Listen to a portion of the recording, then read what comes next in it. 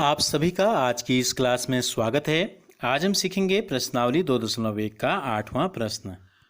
प्रश्नावली 2.1 का 8वां जो प्रश्न है, निम्नलिखित कथनों में कौन कौन से कथन सत्य और कौन कौन से कथन असत्य ये हमको बताना है। तो इसमें पहला है शून्य सबसे छोटी प्राकृत संख्या है। तो देखो, प्राकृत संख्या हमसे कहा गया है कि शून्य सबसे छोटी प्राकृत संख्या है।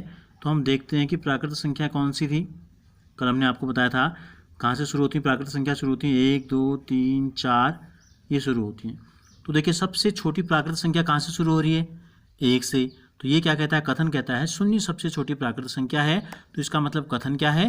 असत्य है। कथन क्या है? असत्य। क्यों है? क्योंकि सबसे छोटी प्राकृत संख्या क्या है? सबसे छोटी प्राकृत संख्या है 1। बी है 400 संख्या 399 का पूर्ववर्ती है। 399 का पूर्ववर्ती है 400 कहा गया है। तो हमने आपको बताया था कि पूर्ववर्ती कैसे निकालते हैं। देखो, 399 का पूर्ववर्ती का मतलब होता है पहले आने वाली संख्या। तो पहले आने वाली संख्या के लिए हम क्या करते हैं? हम 1 घटाते हैं। 399 में से 1 अगर हम घटाएंगे तो हमको प्राप्त होगा 398। जबकि ये कितना है? ये दिया गया है 400। तो हमसे कहा है 400 संख्या का पूर्ववर्ती है, नहीं है। पूर्ववर्ती कितना है? 398। तो ये कथन भी कितना हो गया? ये भी हो गया असत्य हो आपका। तीसरा प्रश्न है शून्य सबसे छोटी पूर्ण संख्या है। तो पूर्ण संख्या कहाँ से शुरू होती हैं? पूर्ण संख्याएं हम लिखते हैं, पूर्ण संख्याएं शुरू होती हैं 0 से। पूर्ण संख्याएं कहाँ से शुरू होती हैं? 0 1 2 3 अनंत तक हम चलते हैं तो ये पूर्ण संख्याएं शुरू हो जाती हैं। तो सबसे छोटी पूर्ण संख्या क्या है?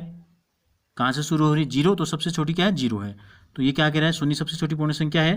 तो इसका मतलब ये कथन क्या है? ये कथन जो है सत्य हो गया।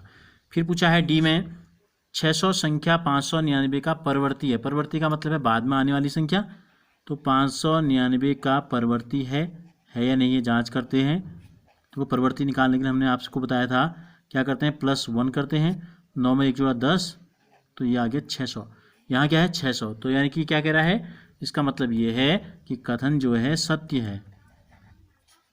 अगला है सभी प्राकृत संख्याएं पूर्ण संख्याएं होती हैं।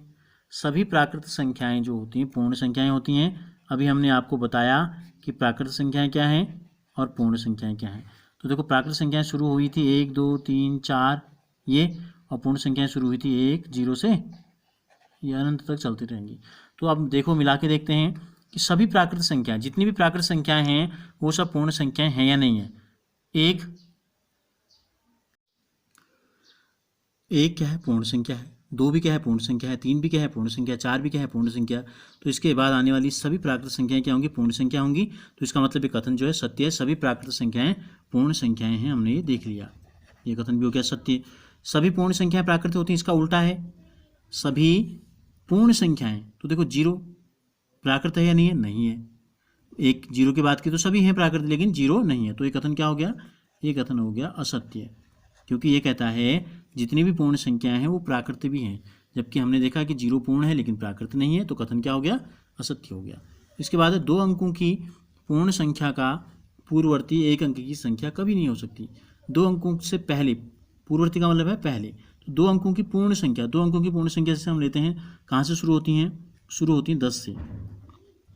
तो हमने 2 अंक की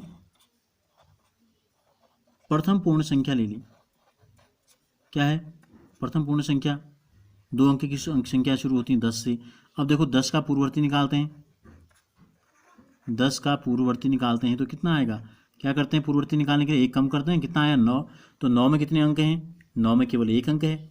9 में केवल अंक कितने हैं? 1। और 10 में अंक कितने हैं? 2। ये कहता है 2 अंक की पूर्ण संख्या का पूर्ववर्ती 1 अंक की संख्या नहीं हो सकती।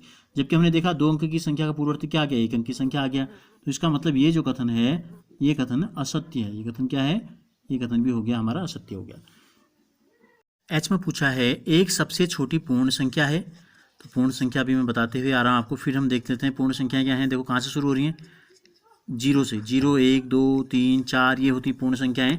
अब ये कहता है, कथन कहता है पूर्ण संख्या 1 सबसे छोटी है। जबकि शुरू कहाँ से हो रही है? 0 से। तो 0 सबसे छोटी है। तो इसका मतलब कथन क्या हो गया? कथन हो गया असत्य हमारा। पूर्ण संख्या 1 का कोई पूर्ववर्ती नहीं है। पूर्ण संख्या यहीं पर देखते हैं, पूर्ण संख्या 1 का कोई पूर्ववर्ती, इससे पहले आने वाली कोई संख्या है या नहीं है? पूर्ण संख्या में है। क्या है 0, जबकि ये कहता है पूर्ण संख्या 1 का कोई पूर्ववर्ती नहीं है, जबकि पूर्ववर्ती क्या है 0 है। तो ये कथन क्या हो गया, ये कथन भी हो गया हमारा असत्य। इसके बाद वाला जो कथन है यह है प्राकृत संख्या 1 का कोई पूर्ववर्ती नहीं होता। प्राकृत संख्या का, प्राकृत संख्या शुरू कहाँ से होती हैं, 1 से शुरू होती हैं। प्राकृत संख्याएं शुरू हुई थी 1 से, 2 3 4 ये। तो देखो 1 से पहले कोई संख्या है इसमें पूर्ववर्ती है प्राकृत में, नहीं है। तो ये क्या कहता है, ये भी कह रहा नहीं है। तो इसका मतलब ये कथन जो है ये कथन सत्य हो गया। फिर है कि पूर्ण संख्या 13 संख्याओं 11 और 12 के बीच में स्थित है। देखो ये 11 है, उसके बाद आता है 12, उसके बाद आता है 13। तो क्या 13 इन दोनों के बीच में है, नहीं। तो इसका मतलब क्या हो गया, कथन क्या है, असत्य है। ये कहता है कि ये बीच में है, जबकि बीच में नहीं है, किनारे में है। 12 के बाद आता है पूर्ण संख्या 0 का कोई पूर्ववर्ती नहीं है। पूर्ण संख्या कहाँ से शुरू हुई थी, पूर्ण संख्याएं 0 से, 0 1 2 3। तो देखो पूर्ण संख्या में 0 से पहले कोई संख्या है, नहीं है। तो यही पूर्ण संख्या 0 का कोई पूर्ववर्ती नहीं है, ये भी कथन भी यही कह रहा है। तो इसका मतलब ये कथन जो है सत्य हो गया। अब अंतिम जो इसमें दिया गया है कथन, 2 अंकों की संख्या का परिवर्ती सदैव 2 अंक की एक संख्या होती है। 2 अंकों की संख्या के बाद हमेशा 2 अंक की संख्या आती कहता है। तो हम 2 अंक की एक संख्या लेते हैं, 2 अंक की सबसे बड़ी संख्या का उदाहरण हम देखते हैं। 2 अंक की सबसे बड़ी संख्या क्या होती है, 2 अंक की सबसे बड़ी संख्या, 2 अंक की सबसे बड़ी संख्या होती है 99। तो इसका परिवर्ती निकालना है, क्या निकालना है हमें, देखो 99 का परिवर्ती कितना आता है, 99 का परिवर्ती कितना होगा, 1 जोड़ के आता है। तो 99 में 1 जोड़ के कितना आ जाएगा, 100। 100 में देखो कितने अंक हैं, 100 में कितने अंक हैं, 1 2 3। और ये कथन क्या कहता है, 2 अंक की संख्या का परिवर्ती यानी कि बाद में आने वाली संख्या हमेशा 2 अंक की होती है, जबकि हमने देखा कितने अंक आ गए, 3 अंक। तो इसका मतलब ये कथन क्या है, ये कथन भी असत्य है। तो इस प्रकार हमने उदाहरणों के जरिए जितने भी कथन हमको दिए गए थे, इन सभी कथनों के सत्य या असत्य होने की जांच की। अगर आपको ये वीडियो अच्छी लगी तो इसे ज़रूर लाइक कीजिए और हमसे जुड़े रहने के लिए चैनल को सब्सक्राइब कर बेल आइकन को ज़रूर प्रेस कीजिए। और अगर आपने इससे पहले के वीडियोज़ नहीं देखे हैं तो डिस्क्रिप्शन में लिंक दिया गया है, उस पर क्लिक कीजिए।